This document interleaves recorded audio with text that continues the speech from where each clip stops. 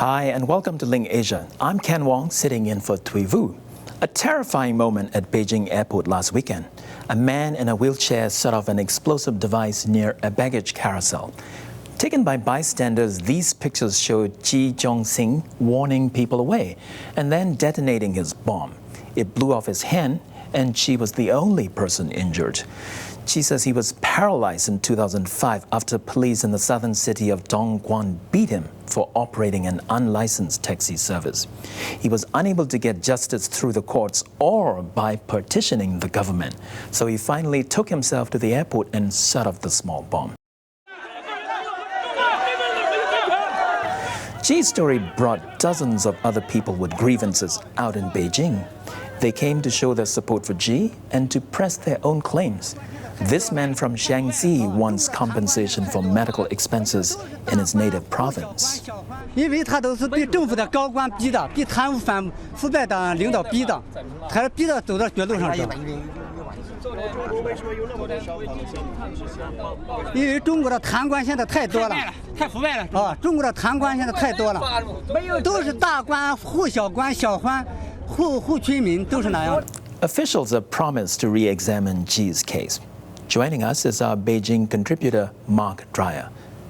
Mark, has the case of Ji Jong-sing brought sympathy from China's social media? Yes, absolutely. That seems to be the overwhelming feeling online here, with many people calling Ji a hero. Let me just give you a couple of examples here. This comment on Sina Weibo reads, "He bombed himself to bring light to others. His legs can no longer stand, but his soul will never be taken down."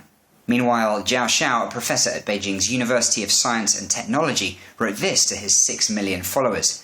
Ji took 10 minutes to warn people away before detonating. That's why he was the only one hurt. What a kind person. In this country, who can dare stand up and say, "I am more righteous than he is"?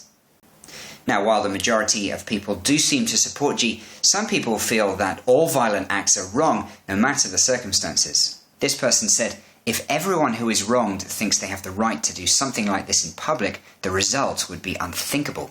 The bottom line must be not doing things that could hurt innocent people in public areas." Others compared this incident to the Boston Marathon bombing and wondered why two men who both felt alienated by their societies have been treated so differently. Here's an example. Public opinion in China is so twisted, especially among the opinion leaders. They don't condemn someone who carried out a violent act in a public space. Instead, they call him a hero for not hurting more people.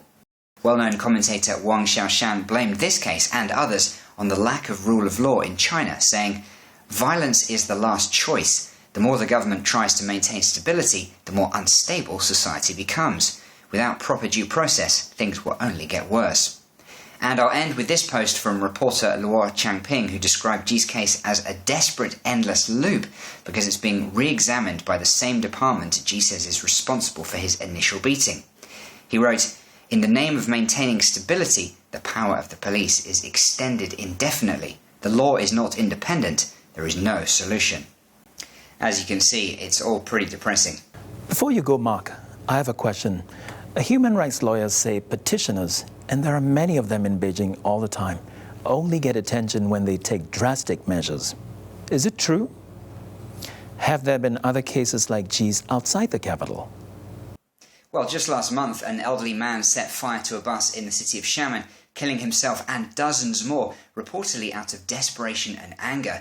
And then this week, there was a story about a man in Guangxi who stabbed 6, killing 2, because he wasn't able to register his 4th child under China's family planning laws. Part of the reason I think why Ji's case got so much coverage here is that it happened in the capital and at the airport, but there are plenty of other similar cases out in the provinces that go largely unnoticed, so these people feel compelled to take drastic measures simply just to get attention.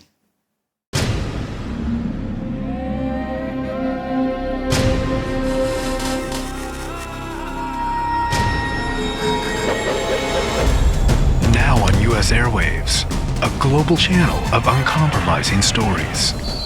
World news, documentaries, entertainment, and culture. Link TV, connecting you to the world. For more information, visit linktv.org.